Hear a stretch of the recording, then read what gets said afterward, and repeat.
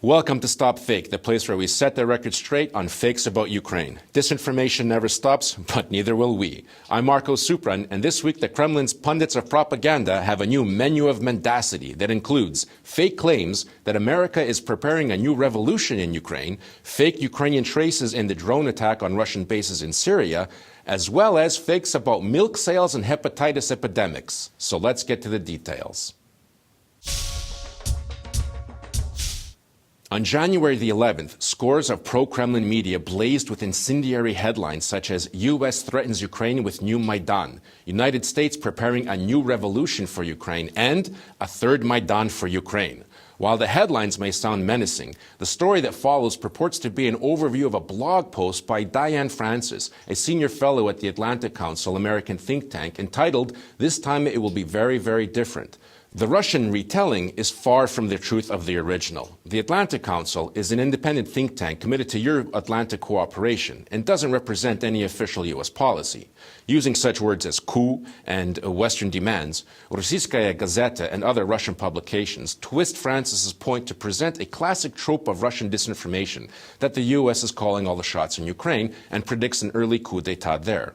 All revolutionary events in Ukraine will be controlled by the West, which will not repeat any of its past mistakes, writes the site Utro, implying this to be the gist of Francis's blog. Needless to say, there is no such thing in the original text. On the contrary, Francis writes about the West supporting Ukrainians' aspirations to real democracy and rule of law. The word control does not appear anywhere in her text, nor does the phrase past mistakes.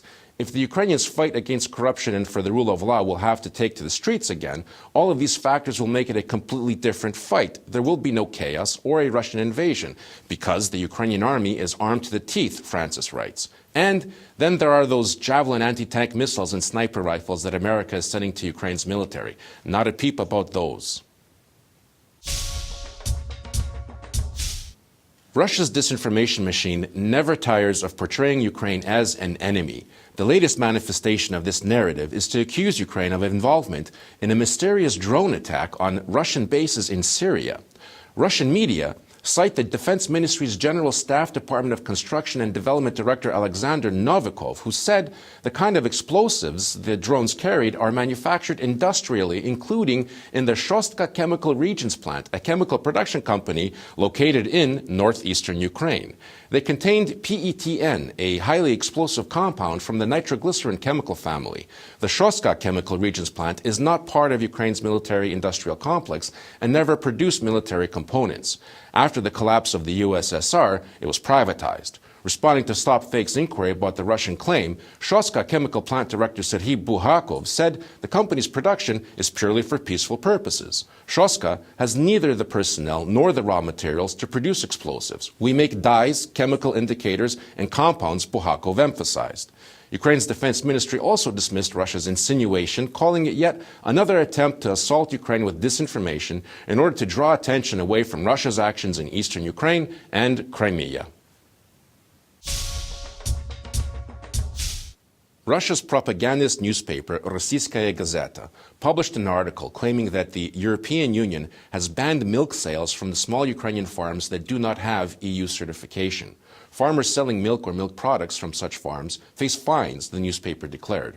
The EU-Ukraine Association Agreement that Rossiyskaya Gazeta refers to makes no mention of any ban on milk sales from private farms, but the agreement does outline the introduction of uniform sanitary standards for milk and other products. Meanwhile, Ukraine's Ministry of Agrarian Policy assures that the purchase of milk from private farms will continue, and the introduction of a new state standard will take place on July the 1st, 2018, followed by a transition period. According to Rossiyskaya Gazeta, the sanitation standards will lead to the destruction of small farms, local farmers will be faced with fines, and the milk will not be able to meet the new requirements. Pro-Russian internet newspaper Strana.ua predicts that dairy product prices will rise dramatically, but will fall in quality. Currently, Ukraine's milk industry adheres to the GOST standard, a Soviet-era regulatory basis for government and private sector certification programs. This standard also applies to milk production. Ukraine will introduce a new milk certification standard compliant with EU norms in July of 2018. During the next 6 months, the Agrarian Policy Ministry will prepare new guidelines for the quality of raw milk, hygienic requirements for milk and dairy products in production and processing. Deputy Minister for Agrarian Policy Olena Kovalyova says the guidelines first and foremost are aimed at improving hygiene among dairy workers and the animals, as well as the quality of the milk itself. Russia's defense ministry television channel Zvezda declared that a hepatitis A epidemic was raging in Ukraine. Similar stories appeared in other Russian media based on reports about a hepatitis A outbreak in the southern Ukrainian port city of Mykolaiv. According to Ukraine's Ministry of Health, there are sporadic cases of the disease in Ukraine, but there is most certainly no epidemic.